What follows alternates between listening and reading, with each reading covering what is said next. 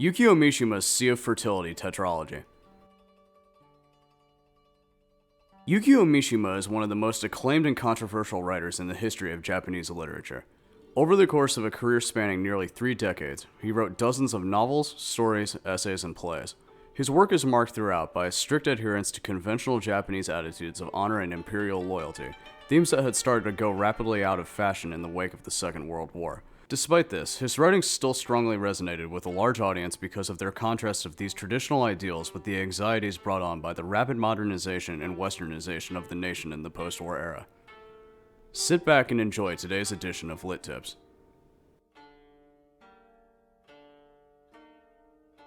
Though there are several other Mishima volumes worthy of their own videos, today we're going to focus on what is arguably his magnum opus, the Sea of Fertility Tetralogy, published between 1965 and 1971. The tetralogy consists of the novels Spring Snow, Runaway Horses, The Temple of Dawn, and The Decay of the Angel.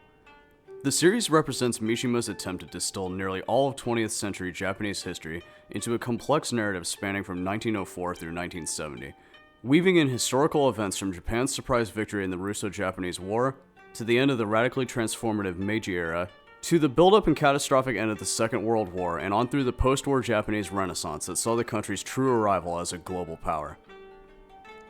The protagonist, in varying degrees, through all 4 novels is Shigekune Honda. Honda is a man born into an aristocratic family who gradually becomes obsessed with meeting individuals who he believes to be reincarnations of his friend Kiyoake Matsugae, who died when the two were in their early 20s.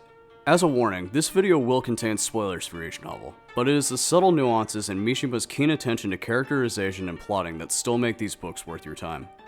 Spring Snow kicks off the tetralogy, and of all the books is the one that stands most strongly on its own, rather than as a piece of a greater whole.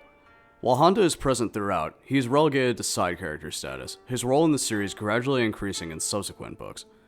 In this novel, the central character is Kiyoake, and the story focuses on his infatuation and prolonged affair with a childhood friend, Satoko Aikura. The self-conscious melodrama of this plot serves to underline how detached these characters are from the very serious, history-changing events happening just outside of the comfortable world they inhabit.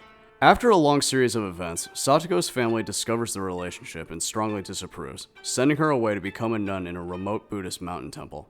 Kiyoake follows her there, but is repeatedly turned away. He contracts an illness from the brutal winter weather near the temple, and the novel ends with him passing away at the age of 20. The young cast of characters, coming from privileged backgrounds and wealth that would have been unheard of in Japan even a generation earlier, represent a new class that would eventually propel the country to a position of international influence. Honda and Kiyoake frequently discuss amongst themselves their unique status of being caught in this historical crossroads between the old and the new. This reflection on changing Japanese identity only becomes more prevalent as the series progresses. Runaway Horses is set in the early 1930s and finds Honda now married and serving as a judge. He has a chance meeting with Isao Inuma, a young idealistic right-wing extremist who has clear traits in common with Kiyoake. Isao, trained to follow the samurai code by his equally extremist father, represents the reactionary class of Japanese society at the time that would push the country into its eventual involvement in World War II. He believes that all Western influence must be purged in order to save Japan, lest it succumb to foreign ideas and lose its history and heritage entirely. Despite agreeing with some of Isao's points, Honda has reached a point in his life where he has accepted the changes brought about in Japan since the events of Spring Snow, and cautions Isao not to get too caught up in the dogma of nationalism. Of all the novels, this one most clearly illustrates Mishima's own beliefs about the state of Japan during his lifetime, as we will see later. Once again, Honda is more of a side character here, having only occasional run-ins with Isao and being able only to watch powerlessly as he, like Kiyoake, is driven to self-destruction in pursuit of an ultimately unattainable goal. The novel ends with Isao, unwavering to the end in his commitment to his beliefs, committing seppuku in a small village at sunrise. The Temple of Dawn catches up with Honda in 1941, now working as a legal counselor to a corporation and on assignment in Bangkok, Thailand. There he meets a young girl, Ying-chan, who shocks him by not only immediately guessing his name during their first meeting, but by referencing events from his and Kiyoake's childhood and adolescence, as well as first-hand details of Isao's life. The impact of this event changes the entire course of Honda's life. He begins to study every text he can find from all major world religions pertaining to the concept of reincarnation, and visits India to attend a ritual cremation festival. His obsession continues throughout the war years, with Honda detached and numb to the destruction around him. Honda, now stepping fully into his role as the true protagonist of the series, finds himself at odds with his own people, longing for the carefree days of his youth while growing more and more withdrawn and disgusted with what he sees as a growing crassness among the population. Jumping forward to the early 1950s, Honda is unexpectedly reunited with Ying-chan when she visits Japan, but is disappointed to find that she doesn't remember him at all. His overbearing interest in her finally pushes her to return to Thailand. There, she is killed by a poisonous snake, unbeknownst to Honda. The Decay of the Angel finds an elderly Honda, retired and now a widower, living out his final years in a country he barely recognizes. Westernization has fully taken hold, and Honda finds himself even more disillusioned by his countrymen. Yet another chance meeting finds him introduced to Toru Yasunaga, a teenage orphan.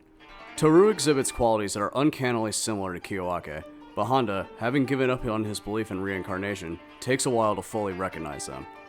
He takes a quick liking to and eventually adopts Toru, but is soon horrified by the sociopathic tendencies he begins to display, carelessly spending Honda's money, abusing his maids, and violently attacking Honda himself.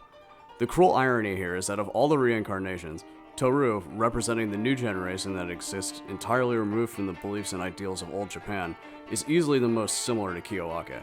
The same qualities that Honda admired about his friend in his teens now strike him as reckless and terrifying in his old age. Yet again, Honda is rendered powerless as the series hurtles toward its conclusion.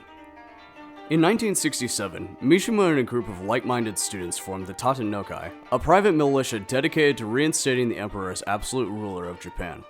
On November 25, 1970, Mishima completed the final chapter of The Decay of the Angel and mailed the manuscript to his publisher. Later that day, he and 4 members of the Tatenokai stormed an office of the Japan Self-Defense Forces and took the commanding officer hostage. Mishima stepped onto a balcony, and before a crowd of soldiers implored them to join him in a coup to return power to the emperor. Greeted by jeers and mockery, Mishima returned to the commander's office and, just like Isao, committed seppuku. The incident only heightened Mishima's reputation in the long run and has contributed to his lasting infamy. He was 45 years old. The Sea of Fertility is an excellent starting point for anyone, particularly Western readers, interested in learning more about Japan's shifting national psyche over the past century. Mishima's viewpoint is highly subjective and open to criticism, but the fact remains that the series is an undeniably powerful testament to the bygone ideals of a country by a man who is willing to make the ultimate sacrifice to prove that he stood by them.